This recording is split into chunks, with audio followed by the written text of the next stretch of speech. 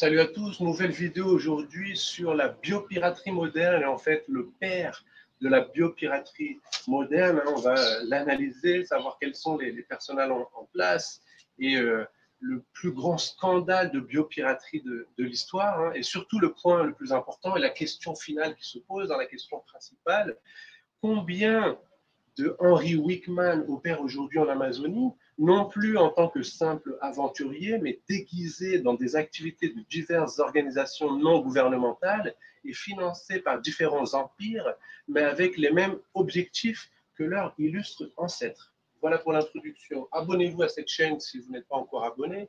Partagez le maximum. Offrez aussi le livre Amazonie politique, qui est vraiment joli, qui est dense, qui est complet, qui est un sujet vraiment intéressant et qui est beau à offrir en cadeau. Donc voilà, faites plaisir à vos proches et en même temps, partagez les connaissances, c'est clé, c'est crucial aujourd'hui dans cette guerre de l'information. Et donc on va rentrer tout de suite dans ce sujet. Le père de la biopiraterie moderne, le déclin du caoutchouc au Brésil est lié au plus grand scandale de biopiraterie de l'histoire. Je vais citer le livre qui s'appelle Le voleur de la fin du monde de Joe Jackson. Et donc, il disait, avant l'OPEP, la biopiraterie de Wickman a donné à la Grande-Bretagne le premier monopole mondial sur une ressource stratégique dans l'histoire humaine.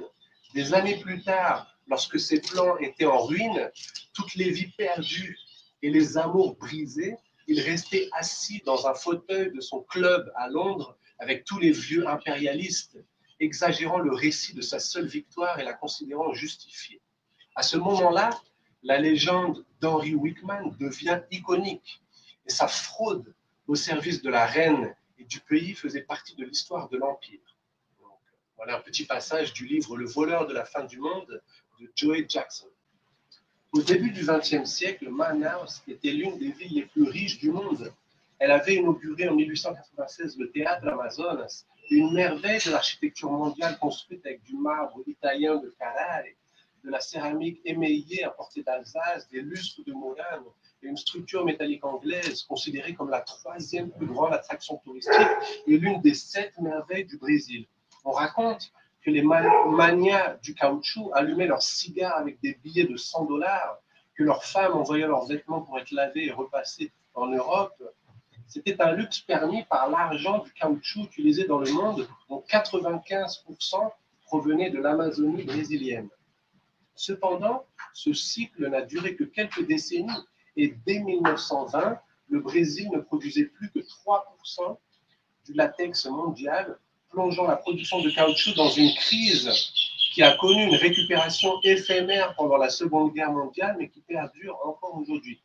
Le déclin du caoutchouc au Brésil est lié au plus grand scandale de biopiraterie de l'histoire, le vol des graines BVAS orchestré par l'Angleterre.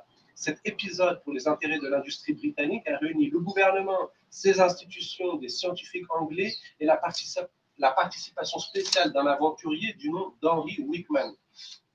Henry Wickman, c'est un agent britannique, auteur du plus grand vol du monde et père de la biopiraterie moderne. Wickman fut l'agent chargé de collecter en Amazonie et d'emmener à Londres 70 000 graines d'EVA pour être plantées au Royal Botanic Gardens, le jardin botanique de Londres, puis transplantées ultérieurement dans les colonies britanniques d'Asie.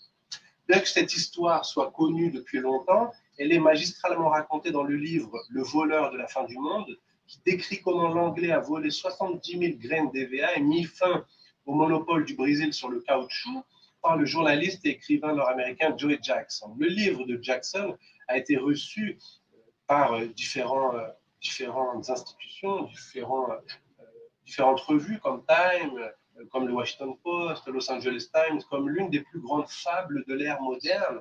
Et peu après l'œuvre de Joe Jackson, l'historienne Emma Hayes d'Oxford a publié en Angleterre The Political Economy of Imperialism in the Tropics, Rubber in the British Empire. Donc, l'économie politique de l'impérialisme dans les tropiques, le caoutchouc de l'Empire britannique, en montrant que le sujet est encore aujourd'hui extrêmement important et actuel, et l'exploit surtout d'Henry Wickman n'était pas improvisé. Il a demandé beaucoup de planification, la collaboration de figures comme Thomas Hancock, fondateur de l'industrie moderne de caoutchouc en Angleterre, le célèbre botaniste William Hooker, directeur du Jardin botanique de Londres, le soutien diplomatique et le financement surtout du gouvernement anglais.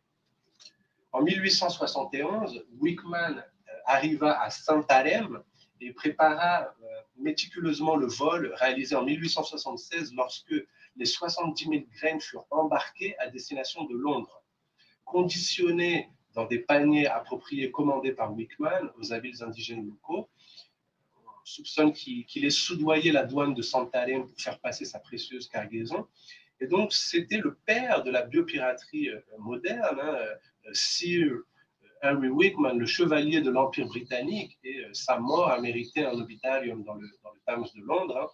Donc, la question, après tout ce récit qui vous a plongé à nouveau dans cette époque, c'est combien d'Henry Wickman opère encore aujourd'hui en Amazonie. C'est la question cruciale.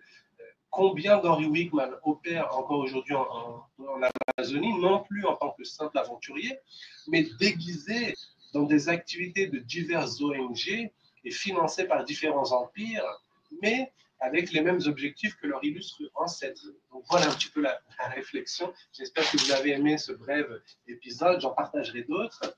Et à nouveau, achetez-vous le livre Amazonie politique, achetez-le à des proches. Un très beau livre. Hein.